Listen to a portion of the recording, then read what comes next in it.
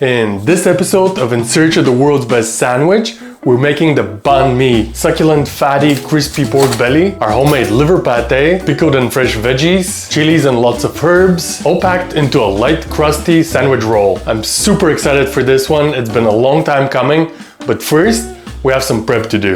I've got my pork belly here, and as you can see, the skin has already been scored. Now, if yours isn't, you can do it yourself. Just make sure you don't cut too deep and go into the meat underneath. I'm gonna season both sides with salt generously, and I'm also gonna try to get some of the salt inside of the cuts on the skin side.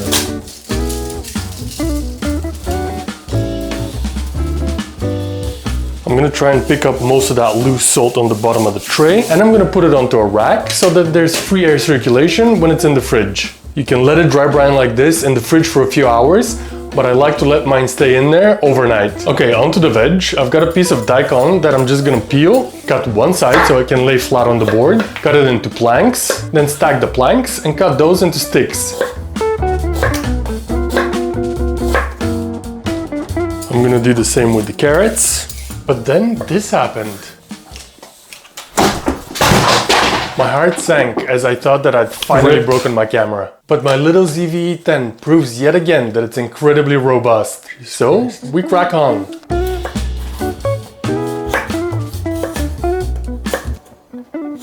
Okay, we're done with the veg. This is all much easier if you have a good knife. Go get yours from Forge to Table. The discount code is down in the description. We can get these out of the way and we can start mixing our pickling brine, which is super simple. 1 cup of white sugar, 1 tablespoon of salt, 1 cup of white distilled vinegar, and 1 cup of warm water. Now I'm just gonna whisk that until everything's dissolved. And using warm water makes that much easier. Once everything's dissolved, our veggies can go in. And of course, I'm gonna slice the cut on my finger open right on the edge of the box. Ow! Alright, we're gonna push everything down, make sure it's nice and submerged, and that is it. Just like with the pork belly, these are gonna be ready to use after a few hours, but I like to keep both in the fridge overnight.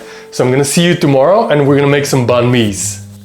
It's the next day and I don't remember the last time I've been so excited to cook something. After a day of spa in the fridge, our pork belly has firmed up, and as you can see, the salt has drawn out a lot of moisture, which is gonna make the skin that much crispier. Before I throw it in the oven though, I'm just gonna give the skin a spray with some oil, which is also gonna help with crisping it up. And you know what? I think I'm gonna give it one more hit of the sea salt. Then it's going into a preheated oven at 180 Celsius or 375 Fahrenheit, and I'm gonna start checking on it after about an hour and 15 minutes. In the meantime, we can prep a few more things. I'm gonna take a cucumber, cut the ends off, slice it down the middle, then cut the halves into quarters and slice the seeds off because that's the watery part. Then I'm gonna take each quarter and cut it in half length. And then flat side down, I'm just gonna cut it into these little planks.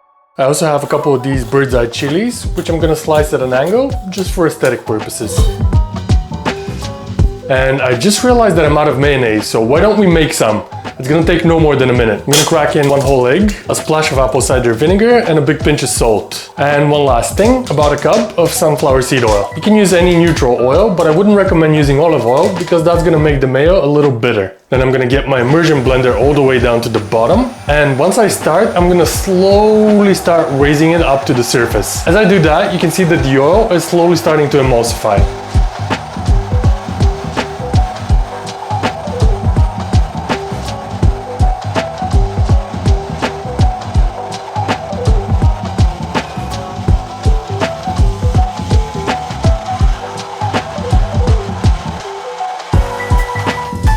And just like that, we've got mayonnaise. After about an hour and 20 minutes, our pork belly comes out looking like this.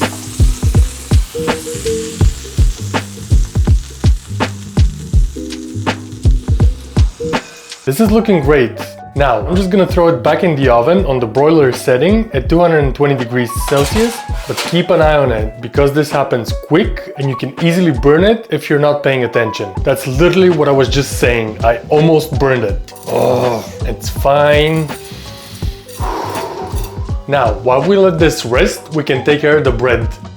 I went out of my way to get this from a banh mi sandwich joint, but you don't have to. You can use any type of bread that's gonna have a crispy shattering exterior, maybe a baguette, but here's how we're gonna get that really nice and crispy. Anytime I reheat bread, I run it under the tap and then I throw it in the oven at 180 degrees Celsius for about 10 minutes. Meanwhile, our pork belly has had time to rest, so it's time to carve. And here's a little tip. It's easier to do that if it's upside down and you're cutting through the meat first instead of the skin. It's still super juicy, the skin is crispy.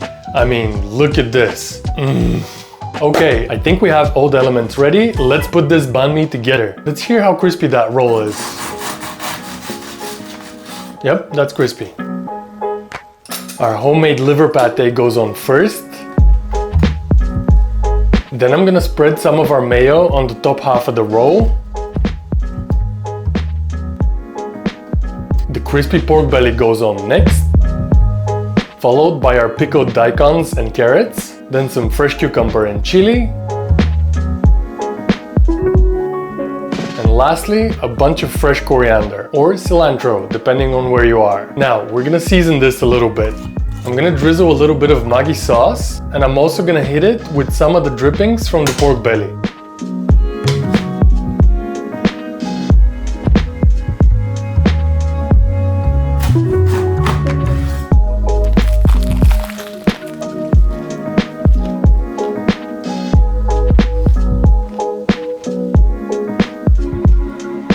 There's a reason why I was excited. There's so much happening here. We've got the rich mayo, we've got the liver pate, the succulent fatty pork, but then everything's cut by the freshness and the crunchiness, and crispy pork skin, and then the dressings. The banh mi is an absolutely incredible sandwich, and I'm gonna give it 9.4. It's absolutely worth the time and effort it takes to prepare, but then again, you're making a big batch of everything. So invite a bunch of friends, or just enjoy a bunch of banh mi's for the next few days. Either way, I promise you, you're not gonna get bored of it. Roll out!